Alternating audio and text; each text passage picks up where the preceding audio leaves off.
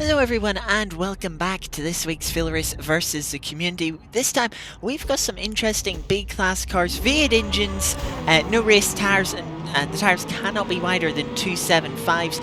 I've gone for a Ferrari 355 for this week, and we're on street tyres, so we're pull over here, first race mid-Ohio, trying to defend into turn 1. Super still manages to get up or inside the week, get brilliant cutback here and managed to avoid quite a bit of chaos on the outside. So despite starting in the pack, we've made up a few positions here as we head towards the hairpin now. On the outside, trying to hold it round the outside of Javi in that green car. A few bumps again on the inside, but manage unfortunately have to fall back behind Javi. Pull over to the inside. It seemed to be struggling for straight line speed here, which was a bit of a surprise for me. I thought with the nature of this build, having street tyres, it would have been a bit more straight line speed focused, but the Aero probably just turning that slightly more grip focused. Anyway, we're trying to hold it round the outside of our Chile. He's on the left hand side. Looks like we'll just get the move done here into the right hander, and we'll get up into P11 again behind Javi. Has come through this next right-hander, try and close up a little bit. You can see Javi's car just moving around slightly as they try and get the power down as they're heading towards the final few corners of the lap. Maybe thinking if we can have an opportunity into the final corner. Javi a little bit tight on the entry, but just slides a little bit wide in the middle part of the corner. We slip up the inside, try and utilise the gap. Javi's still there on the outside, give him the inside for the final corner. We just about pull in front, though again with the straight line speed. No, we cut in front just before turn 1. Try and hold on to that position. Now Javi side by side with Hordes in the background, as Hordes won't get that move done, squeezed up to the inside wall of turn 1. But as we head to the hairpin, Javi's closing up with their straight line speed. We're closing up too on the cars in front as they continue to battle, but as we've seen on the opening lap, we do struggle on the straight, and Javi is right on our rear bumper as we get onto the straight. So we pull over to defend on the right hand side. He'll come past us. Hordes will come past us too. Will we be able to think about a move into the right hander? Hordes pulls over to try and make a move on Javi, so we have to sit behind for now. There's a bit of a gap on the inside as Hordes tries to go round the outside of Javi here. They'll give Hordes the inside for this right-hander. Hordes in a little bit deep, pushes Javi out wide. We'll try and follow Hordes through there, back up to P11. As Javi just unfortunately losing out on the outside with a bit of contact there. By the way, as we follow through, Hordes immediately trying to put pressure on the car in front of them. The yellow car, as you can see, a little bit defensive offline for the yellow car. They run out a little bit wide and Hordes manages to get the move done. So now we close up to Rixie into the final couple of corners. They run a little bit wide on the exit, allows us to get to the outside of the final corner, and we will be able to get that move done. Rixie pulling over to defend from the cars behind, and they'll hold those cars up for a little bit.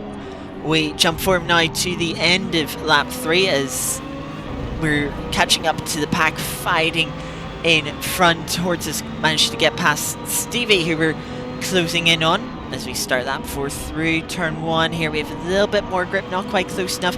Stevie though on the exit gets into the back of Yun in front. That gives us a run on the exit towards the hairpin. As we look to the outside, Stevie's kind of the inside here. We're going to try and brake late to go round the outside. Yun gets his nose cut off from the car in front of them, but Stevie caught up on the apex, has to back out eventually, and Javi will now be alongside. So here he comes in the green Audi. Once again, we'll force them to the outside. So we're just looking to the inside. Will we be close enough to maybe have a move? We'll have a look. We'll just about get alongside, but we're not going to be far enough alongside. And again, move done. Longbow now aggressively tries to follow through. Will close us very tight, very unnecessarily aggressive if you ask me. It's the right hand side, and it just costs us needless time lost. By the way, we'll cut now to the end of lap 4. We get bad run coming out of the final corner. Stevie will use that momentum to try and get us past it on the inside of turn 1. We try and hold it around the outside, maybe thinking of a cutback, but Stevie held a tight line. Didn't carry that much momentum through the corner though. As we get to the hairpin, we're going to be on the inside this time. Will Stevie try and hold it around the outside? Yeah, they do. Will they just keep it alongside? I think we just about pull in front. We leave them a little bit of space just in case, but we are in front. As we head down the back straight now, Stevie in the slipstream will pull out. We'll defend the inside as we've always done so far this race. It'll be a battle on the brakes into the right-hander. Stevie just pulls completely alongside before the braking zone in the latter stages of the corner. He's just got his nose on the inside though into the left-hander. He backs out a little bit, but we're running a little bit wide. Try and get the power down. Struggle with a bit of understeer. Runs us onto the grass. We'll have the inside for the right-hander, but on such a tight line, we won't be able to carry the momentum and we'll have to give up P11 from that mistake as we can now cut to the final lap. There's quite a bit more fighting up ahead. Javi has got held up a bit. Stevie's now trying to see if he can find a way past Javi, and we're just trying to see if there's maybe going to be an opening, an opportunity for us to get one, if not both of these cars. We head to the final corner. They're side by side. Stevie on the inside, the little tap on the two bumpers. Stevie though really parking it up on the apex of the penultimate corner. We try and get a good run through the final corner, try and push Javi across the line to get ahead of Stevie, but he starts to slide with his car, and we have to back out of the throttle to not spin him, and eventually we do not get either position, and we have to settle for P12. You can see our fastest lap shows we had the pace to get up towards the top 5, just unfortunately a poor grid position and getting stuck in traffic held us up there. So now we move to Yas Marina. Our grid position is no better, down in 17th now, but we get a good start here. We pull over to the left hand side, the acceleration to turn 1, we lose out to all of the cars around us, and it just kind of matches out. Look to the inside into turn 1 of Speed Beast, but we're losing out to cars on our outside as well as we head through the left-hander turn 2 into turn 3. Few bumps, cars sliding around in these wet conditions. Heading now down towards our hairpin, we've got back up to 16th as we're side by side. We've got a couple of cars on our inside, so we have to go a little bit wide. It's nearly 4 wide into the hairpin here. Lost space for these battles. But as we go into the straight, Speed Beast is going to get in front of us. We'll have a bit of slipstream in front, but practically everyone has slipstream here as we head down the first of the 2 back straights. Struggling with the straight line speed compared to cars, so we fall to 20th here. Have to be a little bit careful on the brakes. We have cars in front of us and nowhere really to go to use our superior grip and brakes. But as we head through the chicane, it's an alright exit, but once again we're going to struggle with acceleration as we try and get past the Jag A-Type on our inside. We do have a much better run though than the Audi using the slipstream, so we'll pull to the inside and we'll get that move done. So we must be in this group of cars that are all struggling with straight line speed. But as we come up to the very technical final sector of Yas Marina, we should be able to close in on the cars in front, especially as they're nearly going 3 wide through into this triple right-hander. As you can see, they're having to back up as everything concertina is up into this hotel section, and just like that, we've caught up half a second in a couple of corners. We've found a space on the inside of Coffee here through the double left-hander. So we try and get that move done. Coffee tries to run the outside, but doesn't have the grip to keep it there. We're now behind the red and white striped Chevy, I want to say. This is... it probably isn't, knowing my car knowledge, calling a Lotus from last week of Ferrari. Anyways, we come out of the final corner, we've got a bit of an instant, a purple car sliding around, and they'll collect a couple of cars. We've got a run on Yuan, who was also involved in that incident. So as we head to turn 1, we're going to try and hold it around the outside of Yuan, try and carry more momentum on the exit of the corner. It's going to be side by side into turn 2. We're going to try and hold the outside once again. It'll give us the inside for turn 3. We've fallen back a little bit. We're just trying to hold it there. Ewan pinches us a little bit tight, so we won't be able to carry the momentum, and Ewan has the acceleration on the exit to pull in front into the hairpin now, trying to brake late to get back alongside Ewan on the outside once again. We just don't quite have enough grip to keep it alongside. It doesn't matter anyway, Ewan will have the acceleration on the exit and will pull away behind us. Stevie's the car behind us, we've got 7 tenths though, and they're fighting with Coffee. Looks to have the better straight line speed than them, so they'll be closing up, but they won't quite be close enough to do anything into the chicane. As you can see, we close up quite a bit on under braking to the cars in front. Couple of cars running wide, having to cut the chicane. As you can see, silver car on the right hand side, they'll slow down to give up any advantage. The black car in front as well, so we'll get one position there from silver car. The black car is also slowing down. Will we be quite close enough to take advantage? We have a look to the inside, but we're not quite close enough. Black car though running a little bit wide. We can get to the inside. Do we have the momentum? Though to get past the black car squeezes us a little bit on the second apex, but we're just able to carry the momentum. But we're 3 wide now into this double right-hander.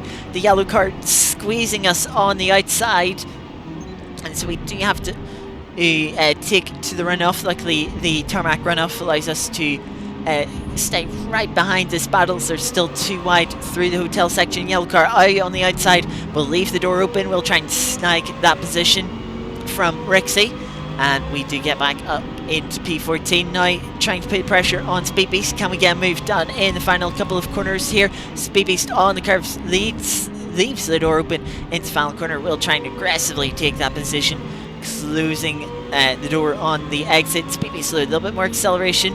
We hold the inside line down towards turn 1, forcing Speed Beast to the outside. They'll pull ahead for a brief moment into turn 1. We try and brake late to hold on to position, though we're in a little bit too deep. Speed Beast gets the cutback. We'll have the inside for turn 2. We hold it round the outside though, gives us the inside for turn 3, and we managed to pull in front once more. But we only have one corner here to try and make a gap to stay in front down the back straight. And it's not really a corner that's been doing us well this race. Into the hairpin, a little bit of a experimenting with lines. Kind of struggled with this corner all race, to be honest. And from that, we don't really gain anything through there. So Speed Beast in our slipstream now, down the first of this back straight. They're closing, they'll pull to the inside. We're not going to fight it too much, as we know we don't have straight line speed, though we're just close enough to have a dive into the chicane. So we look to the inside, have a dive. We're really tight on the first apex, so that pushes Speed Beast a bit tighter on the second apex, so we're able to get a cutback. Good traction out of the second corner. It obviously won't mean anything with our acceleration, but it might mean that we're close enough to make a move into the long open hairpin here. We do have to defend from the white and red striped car behind us, so try and put pressure. We try and have a look up the inside of Speed Beast, have a little tag. We weren't quite far enough alongside Speed Beast, so struggles for grip on the outside, and we do get in front in the end. When red striped car though putting us under pressure. Speed Beast gets us back on the exit with our acceleration, and we're still trying to fend off from the Chevy, I believe. Speed Beast though running wide into the runoff, is going to be on a horrible line through this left-hander. We'll just try and get to the inside, throw ourselves, try and get alongside for the next left-hander. We can't quite get far enough alongside, kind of bump Speed Beast a little bit wide, so we'll back off slightly, not to take advantage from that. Through the penultimate corner now, looking at, can we get to the inside again? Speed Beast covers it off. So we look to the outside. Can we get a better exit? We do get a better exit. We pull to what will be the inside for the first corner again, for what has been a brilliant battle into turn 1 now. We brake slight bit later than Speed Beast, but we're tight on the apex curb. Speed Beast holds it round the outside. We're in front now as we head to the second corner. Into the corner, a little bit of contact going into the corner. That's slightly unsettled Speed Beast. Put them on a tight line through turn 3, but once again it's too late in the lap to get in front, and the cars behind will just close up again a little bit as we head into the hairpin. They're still fighting side by side Speed Beast getting passed by the Chevy, but looking to come back on the exit of the hairpin. A bit of contact there between the two of them will get the Chevy a little bit sideways. That'll cost them both quite a bit of time, quite a bit of momentum, and the purple car Absol will manage to get both of them up to P14, and Absol is gonna get alongside us despite being about a second back at the start of the straight. Into the chicane we go. We have to brake late on the outside. We do just get in front. We have to leave the space for the purple car. A little bit more contact there between Absol and Speed Beast. We'll slightly compromise them once again. Out of the chicane we get good traction, but we don't have the gap that we had on the first straight. Absol will come right past us for P13. Speed Beast is also closing in, but is too far back to do anything. Into the hairpin we close up on the purple car again in the braking zone. Speed Beast did have a little look at a move, but wasn't quite close enough. Can we get in front? No, we can't quite get alongside the purple car. Had to back off the throttle a little bit. Don't want to get held up too much in this final sector. Could leave us a little vulnerable to Speed Beast, and we've seen what's happened down the straights the previous couple of laps. So we want to try and get a move done here early enough to pull ahead. Purple car Absol running a little bit wide through left-hander. That gives us, we have a little look at the opportunity into the second left-hander. And we do get in front, but Absol still on the inside towards the final corner. We're going to try and hold it round the outside, pinch Absol to the apex, and that'll allow us to get the move done. Just covering off the inside a bit into the final corner. Speed Beast had a look on Absol. Let's go compromise them a little bit. Absol though, much more acceleration, the fastest car on a straight out of this whole pack. Will pull alongside ahead slightly into the first turn again. We'll try and hold it around the outside, but of course with that straight line speed doesn't have the grip to do so. So now uncompromised through turns 2 and 3. Will we be able to get enough of a gap? It's very unlikely for us to get a gap on Absol this lap. But Absol's just going to hold up the cars behind them a little bit, so this will effectively become more of a 2-horse race down these 2 straights between us and Absol. So through their hairpin we need a good exit here. It's not a great run through the hairpin. Must admit, as I said earlier, struggling with it, never quite got the right line with this car through it. And now as we head down the straight, we had about 7 tenths at the start of the straight. We know last lap that wasn't enough. We are going to pull over to the left hand side to defend, just to make sure we leave the inside. It doesn't really matter. Are we close enough to have him send into the first chicane? We're not quite, but Absol's too late on the brakes. Will run wide and we'll have to cut the chicane. So as we head over the second apex, we put the power down. Absol has given the position up and comes back onto the circuit, 7 tenths back. Will they have the acceleration though to still come back at us down towards the hairpin? They're closing, they pull slightly alongside though. They're not far enough alongside unless they have the grip to go around the outside, though we know for certain that they don't, and we'll manage to stay in front as we head into the final sector. And with the grip we have, we'll easily be able to hold on to this position. So as we cut to the final corner, you can see we've already built a 1.5 second gap. If we had done that a few laps earlier, we definitely would have closed in on those cars in front of us. So as we come across the line, our final lap at 2:20 was our fastest lap by about 1.5 seconds. You can see cars in front of us that we were definitely faster than. We could have been a little bit quicker on that lap too. So how much we got held up by, once again, another poor starting position and getting caught in traffic for most of that race. Some good fun battles though. It was certainly an enjoyable race. Which is the main thing. That's going to do it for this episode though, Versus Community. Thank you all very much for watching, and I will see you next time. Goodbye.